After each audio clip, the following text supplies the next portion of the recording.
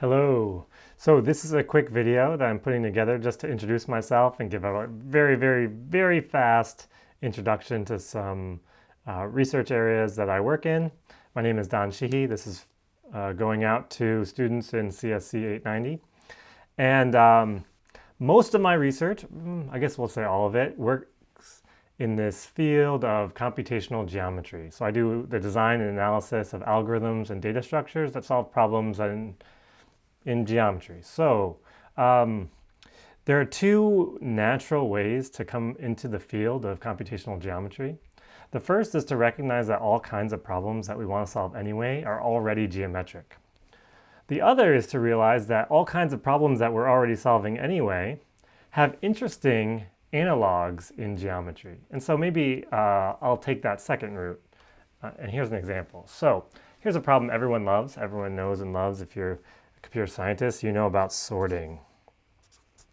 And if I say, okay, I'm going to give you a collection of numbers and sort it, you know hopefully at least 5 sorting algorithms and how to analyze them. You probably know lower bounds on sorting and a comparison model. All of these different facts we know about sorting. You also know data structures which depend on sorting, things like binary search trees or priority queues of various kinds, tries, many things which depend on some kind of ordering. And that's fine and all until someone gives you points in the plane. So it seems only just a tiny bit more complicated than having numbers is to have pairs of numbers. And yet, as soon as you have points in the plane, you don't even know what the problem is anymore, because what does it mean to sort points in the plane? You could sort them left to right, you could sort them bottom to top, you could pick a direction, and that's like picking a direction and just projecting them onto a line and then sorting them by their order on the line. But it turns out you can find other problems which maybe are better suited as an analog of sorting for the plane. And in this case, it turns out that this problem of finding what's called the convex hull is a natural analog of sorting in the plane. And it turns out even that if you have a good sorting algorithm, you can usually turn it into a good algorithm for computing the convex hull in the plane. There's a close relationship between the two. You might also ask, okay, well, if I have a comparison model for sorting, what would be the comparison model in the plane? And it turns out that exists as well. There's a natural generalization of comparison on the line to comparison on the plane.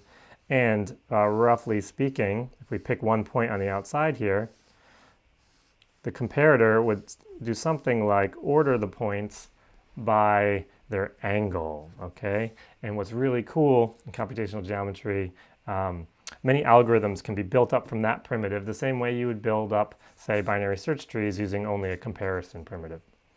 And what's also cool is you can do this angle comparison without doing any trigonometry. And so that's something I cover in my computational geometry class, which maybe you'll take in the spring. All right, how about one more real quick? I think I've got time. I didn't actually look at the time before, so when I look at my watch now, it doesn't tell me whether I have time or not. But how about medians? Now, you may have seen some geometric notions of median, but one I like is called a center point. You see, usually when we talk about medians on a line, we would like to know, if I were to sort them, which point is in the middle.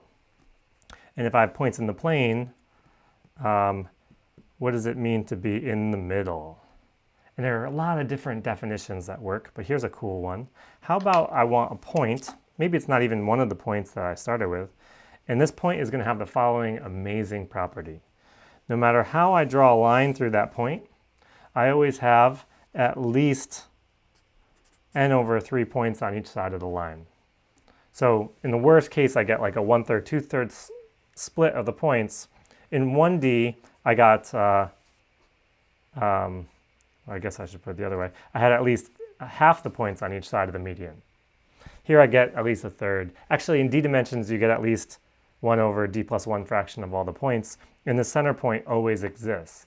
And so the kinds of questions that come up in computational geometry are things like, well, how do you actually compute these things? How do you define them in the first place? And other algorithmic questions about their construction, and data structures questions about how to maintain them or how to manage them dynamically as points come in and out. So that's like a whirlwind tour of computational geometry. I know I talked really fast, but it's recorded on YouTube, and I'll bet you could play it slow if you really care. And hopefully, I look forward to seeing a lot of you in the Friday session. See you then.